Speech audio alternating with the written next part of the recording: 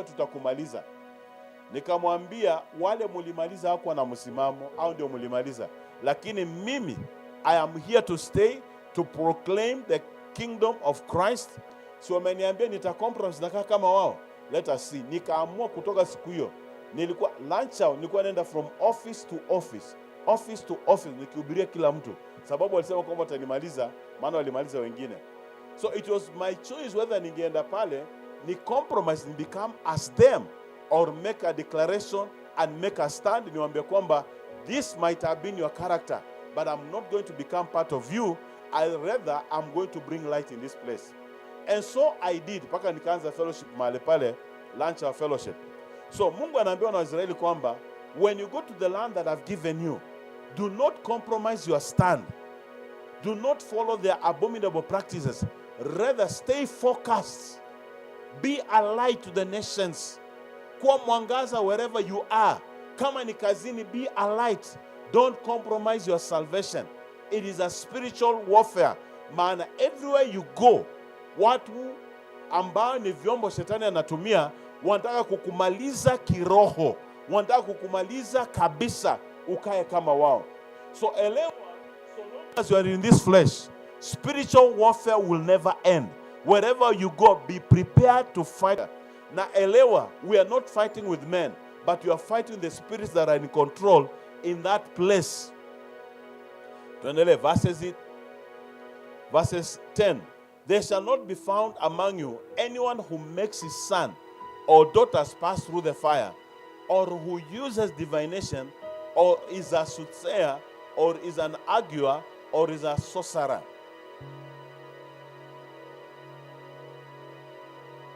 HCSB translation imagine. No one among you is to make his son or daughter pass through the fire, practice divination, tell fortunes, interpret omens, practice sorcery, cast spells, consult the media or family. Acha tuachie hapo kwanza. So, shida ambayo tuko kanisani na mpaka leo tuko kwenye vita vya kiroho. Lakini unakuta tuko kanisani na tunaenda kutafuta watu watuone. Nani hebu nione. Na ukweli wa mambo ni kwamba it is not any time you want a revelation from God you get it. Mungu si remote controller tunaweka on and off wakati unataka. Mungu si remote controller tunatafuta una change channels. Unaona kile unataka kuona. God is God. He will answer you when he wants to answer you. Lakini ukisikia kwamba leta sadaka ya 1,000 ni kuonea mambo yako, kimbia mtu wa Mungu, hiyo ni con man ama con woman. Kuja ni kutabirie, lakini toa sadaka. Huyo ni con woman ama con man. Mtu wa Mungu jihadhari, unataka kuingizwa kwa box. Ukikuta kanisa, bado tuko katika vita vya kiroho. Ukikuta kanisa nasema kwamba prophecy hour, watu wanakaa kanisani masaa 2 masaa 3 prophecy, toroka hiyo kanisa ni ya majambazi. Kwa sababu the way God used prophets then, it is not the same God uses prophets now. Things have changed.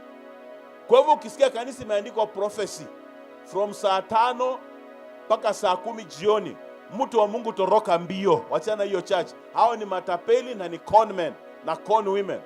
Wanataka kukugonga, watakuonea vitu ambazo hata shetani anaonanga. Bwana asifiwe. Hata shetani anaonanga. Ama niwapatie mfano. Kuna aka kasichana katika kitabu cha Matendo ya Mitume, ambaye huu mrembo alikuwa anafuatanga kina Paul kila saa. Sikizeni, hawa ni watumishi wa Mungu aliye hai. Sikizeni. Paul akafika mahali akasema hapana. As much as ana prophesy ukweli ya kwamba sisi ni watumishi wa Mungu aliye hai, lakini this is not the spirit of God. Na maandiko yanasema kwamba Paul cast out the spirit of divination. Na hiyo pepo ikamtoka ya diviner. Na wenye msichana wale walikuwa wamemwandika kazi wakakasirika kwa sababu walikuwa wanatengeneza pesa, wakaenda hasara. Wakakuja na fujo kusema kwamba Paulo amewamalizia biashara zao. So you need to understand, as we talk about spiritual warfare, Not everybody who tells you about your story is of God. Not everybody who tells you about your past is of God. Some of them wanafanya na kazi na spirit of divination. Kwa hivyo mtu ukienda mahali nikwambie, jana sulikula umeenda na kelele, nilikuona umevaa nguo ya green na yellow na pink na orange na tomato sauce, nilikuona juzi ukapita street ya nini kwa jeshi. Mtu wa Mungu, hata kama ulikuwa umevaa, don't believe that is of God. So what? Hata mimi najua nilikuwa nimevaa. What is new? Hebu tuende kwa verses 11 ndio tutaelewana hapo vizuri. Inasema hivi: or a charmer, or a medium, or a wizard, or a necromancer. For all who do these things are an abomination to the Lord. And it is because of this abominable practice that the Lord your God is driving them out before you. 12. For all who do these things,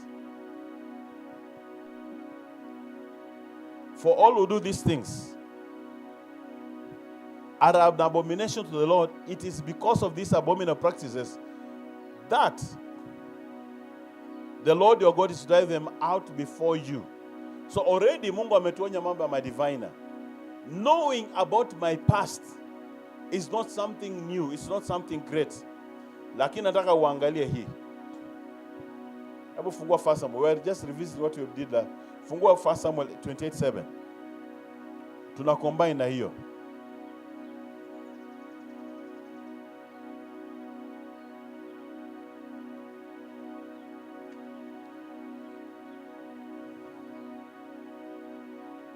Tuna combine. We are building out what we did last Sunday.